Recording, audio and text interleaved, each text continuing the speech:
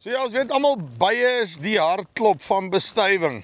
Nou, daar's 'n klomp uitdagings. Waarna moet jy kyk as hulle 'n byekorf op jou plaas aflaai? En dan kry jy dinge so 'n byevanger. Wat maak jy om daai ding hok te slaan? Ons is hier by Klein Karoo Saadproduksie se Boeredag. Ons het die manne van die bye hier wat ons 'n bietjie vertel. Ek is Kobus, Daniel, ons twee is byeboere van die Suid-Kaap.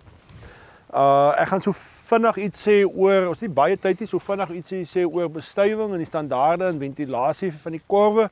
Daniel gaan iets praat oor die byevanger, waarmee baie mense lyk my 'n probleem het. OK, so kom ons begin gou by bestuivingsstandaarde. Hoekom is dit belangrik? Want jy betaal vir 'n diens. En as daar nie 'n standaard is nie, wat gaan op jou plaas opeindig?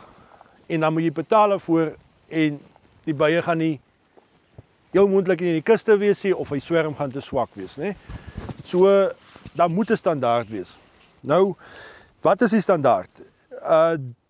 Kom ons begin 3 rame broed, minimum, niks minder nie. En as ek sê 'n raam broed is ten minste 75% van die raam gelê of eintlik in enige stadium. Met ander woorde, eier, larwe, papie en dan laat hy uitbroei, né? So en dan moet 'n minimum van 3 wees in 'n groep, 'n gemiddeld van 4 of meer. 6 rame bye of meer. Lêende koningin, baie belangrik, daar moet 'n lêende koningin in die korf wees. So as dan ja, so dis hoofsaaklik daai 3 goed. Hoofsaaklik daai 3 goed. Dan as ons gaan kyk na ventilasie. Veral as ons gaan na ons sterker swerms toe. En veral as ons bye oor langer afstande moet skuif. Wil jy hê jou kus moet goed geventileer wees. So daar moet 'n lugvloei deur die korf wees. Hoekom?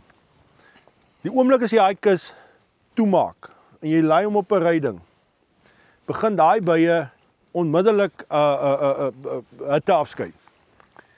En as daai hitte te veel raak en daar is nie 'n lugvloei deur nie, bou daai hitte op. En dan kan jou bye oorverhit of die heuning smelt as daar heuning in die soeper is, wat daar nie moet wees nie, want dit is ook een van die vereistes, leessoeper. Dan sit jy met dooie bye. Baie keer wat gebeur is, die bye oorverhit, die swerm kom maar by jou aan, hy staan in die land en dit lyk of daar vreeslik bye werk op daai kus. En dit daar's baie bye wat daar in en uit gaan. Maar dis almal bye van die omgewing wat daai heuning uitroof. So jy voel happy want jy sien hier werk die bye. Vir 2-3 dae. Dan is dit alles verby. Dan is die heuning uitgeroof, niks meer nie. Dooie swermbye en jy betaal vir hom. So jy mag as 'n kliënt mag jy vra vir daai byeboer. Maar luister jy, ek moet weet wat gaan aan in daai kus. Dis jou reg om te vra. Dis moeilik want almal van ons is nie gemaklik met bye nie. As jy gemaklik is, jy kan enige tyd vir jou byeboer vra, het jy vir my 'n ekstra pak? Kan ons gaan kyk. Lig jouself in oor die standaard. Dis op die internet beskikbaar. Wes-Kaapse Bye Vereniging, dis op hulle webwerf. Al die standaarde is daarso. As jy self nie gemaklik is, probeer iemand kry wat kan saamgaan. Of alternatiefelik kry net 'n monitor om ten minste die korwe op jou plaas te monitor. Om te kyk of daar aktiwiteit is. As 'n korf nie werk nie, moet hy vervang word. Die belangrikste is eintlik die eerste 3 dae na jou korfplasing. Dis die belangrikste. As jy eers in die eerste 3 dae kan agterkom deur 'n monitor wat gaan kyk of daai bye werk as jy dit nie self doen nie. En hy korf moet vervang word, bel die byeboer, laat hy hom vervang. Hy moet dit doen as hy nie op standaard is nie. Of hy kom uit, hy maak die kus oop en hy bepaal of daar genoeg bye en genoeg broed is, né? Sorry, ek val jou nou in die rede hierso. Is dat soos 'n, noem dit nou maar 'n cheat code, né? As daai ou nou daai kas bye daar by my aflaai. En wat ek sê nou maar 4 goed is waarna ek weet, luister jy, ek moet daarna kyk, want ek meen, ek is nou 'n leek, so hy kan nou daai bye daar af, ek kan hom oopmaak, ek kan daar by hom staan, dan gaan ek soos gaan party ons by die engine. Ja, nee, okay, ja, nee, dis dit. Nie 'n klou nie. Wat is die spesifieke goed waarna jy moet kyk? Okay, kyk, die oopmaak van die korf is altyd moeilik. Dis hoekom dis ook ek gesê het, lig jouself in. Daar is 'n standaard. En die standaard is eintlik baie duidelik. Dis presies wat ek nou genoem het. Soveel rame bye, soveel rame broed. Jy kan sien of dit daar is of nie daar is nie. Broed is baie maklik om te sien. As jy nie dit kan doen nie, dis waar dit inkom, monitor, stel iemand aan as jy nie gemaklik is nie om die land deur te loop om te kyk of elke kus werk. Nou daar is tye van die dag, né? Ek wil nou nie te veel in detail ingaan nie. Jy kan enige tyd vanaand vir my meer vra. Daar is sekere tye van die dag, as dit te koud is, te windy in die oggend dalk, moet daar aktiwiteit by daai kus wees. As daar nie is nie, as daar 10 kusse staan en 7 van hulle werk en 3 van hulle werk nie, daar's geen aktiwiteite nie. Dan moet daar al klaar rooi vlaggies opgaan. En jy moet jou by jou boer vra en sê, maar jy is nie happy met hierdie 3 kuste nie, kan jy nie uitkom om te kom kyk nie. Want in die eerste plek moes hy gesorg het dat die bye wat daar ook kom, moes reg gewees het. Maar ek moet ook net by sê, onthou ons werk ook met die natuur, dinge kan ook gebeur. Dis ook om ek sê, in die eerste 3 dae is die kritiese tyd. Hoe langer hy daar staan, hoe meer goed kan met hom gebeur, byevangers wat Daniel nou gaan oor praat, mure kon dit weggejaag het, wat dan nou nie die byeboer se skuld is nie. So, die eerste 3 dae krities, monitor hy kuste, kyk of hulle werk. As daar ietsie lekker is nie, of jy twyfel, bel jou byeboer. Of manne soos Gerard, ek meen, hulle weet ook al, hoe moet dit wees? Ons kan nou vanaand nog verder praat presies oor bye tellings en al daai klas van goeters. Ek is net bang ek praat te lank en dan Daniel nou nie byevanger gesê nie. Okay, I'm going to be speaking about the banded bee pirate. Who of you have never seen the banded bee pirate? Not seen it? Okay, so there are a few of you that have not witnessed it. Okay, to identifying the bee pirate, it looks at first as if it's a bee that's flying around your hive, but you're going to notice the activity of the colony of the hive is just dormant, okay? They look very similar in the sense that they are a yellow looking bee with stripes, and to identify them, your females have got a black head, dark thorax, and a yellow abdomen with black stripes. Your males have got the same, but with a black abdomen and white or yellow stripes. So that's how you can identify the two, male and female, and they're the same size, more or less. You won't identify them easily on size, but they look very similar. But it's only your females that catch the honeybees. So die female is swart en die male GT-strepe. Nee, albei GT-strepe. Ja. Maar your female has got a yellow abdomen. Ja. And the male has got a black abdomen. So the yellow abdomen with the black stripes is a female. The black abdomen with the yellow stripes is your male. So die geel een, so die Suzuki is die een wat die probleem is. Dis die probleem hier nou. Yes.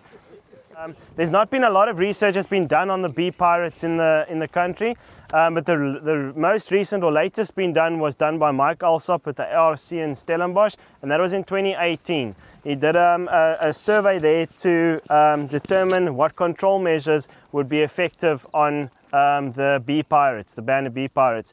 It was done over a 3-day period of where they noted that the weather conditions were not very favorable. It was a cold, overcast period of time, and so that affected the activity of the bee pirates. And having said that, one of the things we have noticed is the bee pirates become most effective in the warmer parts of the day, or when the temperatures get above 30 degrees Celsius and above is when your bee pirates become active.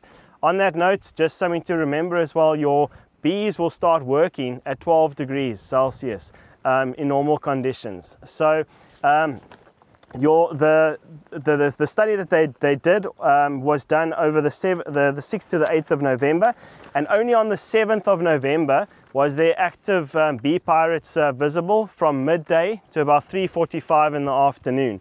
And what was noted, that as few as 20 or 30 bee pirates around was enough to hinder the bees working, to start to subdue the bees.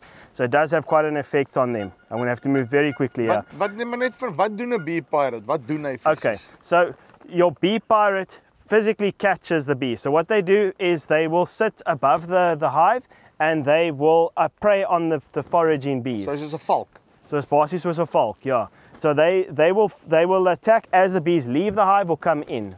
And that brings me to the control measures. I'm going to quickly jump over to the control measures because, okay, let me just quickly firstly mention as well, obviously when they start to catch the bees now, they have an impact on the colony. What that affects is us as beekeepers. If we're out for honey production, it will obviously affect the honey production of the colony because the bees can't work. And then on the seed production side, on pollination, obviously it affects your pollination. So that's what, and inside the hive, it affects the bees psychologically. So the minute the bees start to realize they're losing their maikies, they stop working. So that's what naturally happens. The female bee pirate catches the bee, and she goes and plants the bee in a hole like any other wasp does with its prey. And the females will take 3 to 5 bees per hole that they've burrowed. The two control measures for dealing with them is, one is your water troughs. I think some of you will be familiar with it. We put out, looks like an ice cream tub with a mirror in and a bit of water and a paraffin or oil on top. So the idea is the bee pirate sees his own reflection, dives down, and he falls into the water mix. Sy haarself. Yeah, basically, yeah, self-moord. So naby as moontlik. We can answer these questions later. I can explain to you exactly how we put them on, but just normally just in front of the entrances of the hives. Then the second control method is shade. It's one of the most effective we find, is to shade your hives. A system we often use is we put hives on pallets, and then we will pack other pallets against them, that the bees have to fly through the slots of the pallets to get to the hive entrance. It also stops the bees having a single flight path, which helps the bee pirates to identify them. As soon as you diverse that flight path, so you disorientate the bee pirate slightly. Those are two control measures that are effective, not in completely resolving the problem, but they do have a minimizing effect. Combinasie van die twee werk lekker saam. Yeah. So I'll quickly explain to you to answer that question as well on how close. When we put hives on a pallet, we normally face them, it's 4 hives on a pallet and two in the same direction. So let's say we've got 2 north, 2 south. We will pack the pallets against the front of the entrances of the hives, and in front of the pallet on the ground is where we would place the waterbakkie met die speeltjie. So there's a lot of, in the research, yes, there's a lot of negatives to it. It does catch some of your honeybees. It also catches a lot of your other insects that forage not only on bees, but with on other insects. It does have a negative side to it as well. But it is a very effective method. The survey that was done on Marco Verdusa's farm, and in 1 year he recorded there of catching 1,800. To give you an idea, they catch 200-300 a day. So, but also if you shade the, as jy 'n dakkie oor die bijekorf sit, ja, nee, dan is dit koeler daar, want jy het gesê dit is as die goeters warmer is. Wat hulle meer aktief is, soos jy koeler het kan hou, maak hulle oor buite. Niks met die temperatuur te doen vir die bijevanger, want jou bijevanger is in die grond en hulle wag basies dat die grond warm genoeg is om uit te kom om te begin forage. So dis meer op die temperatuur vir die bijevanger. Dit het 'n effek, 'n positiewe effek op die bye op die ou einde, skaduweer oor die bye. Nog 'n punt wat ek ook kan sê is, hoe hoër jy jou skaduweer bo op jou bijekorwe het, meer effektief is dit teen die bijevangers, want jou bijevangers sit nou baie hoog bo oor jou korwe en hulle moet nou verder afvlieg om die bye te kom vang. So as jy nou byvoorbeeld 'n gazebo tipe ding het wat nou, dis nou 'n bietjie te hoog, maar as jy net 'n bietjie hoër van jou korwe af is, dan vlieg hulle te ver af om die bijevangers te vang, of verder af. Net gou vinnige punt, iemand het net nou gevra. My vermoede is dat dit gaan erger raak. Die byevanger. Die voedsel, daar word Gerard, daar word meer aanplantings gedoen nou, nee, waar? Julle doen meer aanplantings. Yes, Meer bye. Die voedselbron gaan meer wees.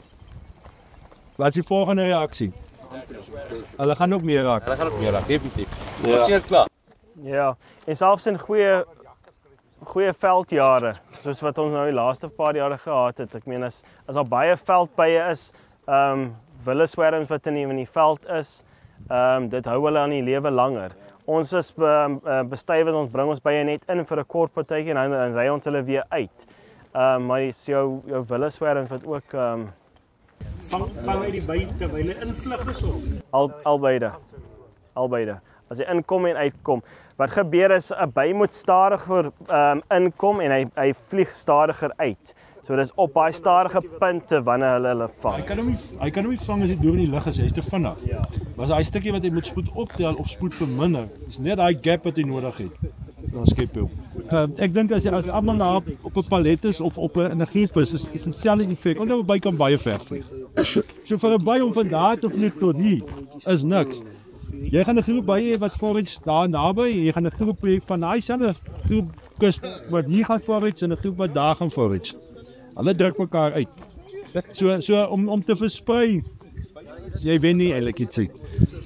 Baie boere net meer werk. Dis meer stop ry. Dis eintlik onnodig. Vrugtebome kan 'n probleem wees. Want dit gaan oor die afstand van die rye. Baie is geneig om 'n ry waarop hy werk te volg. So nou sit jy om die buite en dan fan hy of binne in die ry baie kere. Dan fan hy uit op 2 rye en dan werk hy net tot daar ek meen as jy net soveel bye mos in 'n korf. Dan as die ry nog te lank is, dan kry jy middels die ene nie rye nie genoeg bye vir effektiewe bestuiving nie. Ons het nou so van 2 jaar terug af begin met waanste te gebruik wat hoër as die rye is en dan plaas ons die bye bo-op en dan werk die bye so. So ja. Ja, die boereproewe wat ons gedoen het, wys tog as 'n verskil, ja. So ja, hoe sê hulle, boerdery het maar net sy uitdagings, nee. Dan moet jy nog worry oor 'n valk wat jou bye ook vang. So, as jy belangstel in meer inligting, met ons in kontak wil kom, linkie bo of hieronder, chat jy 'n bietjie met hulle.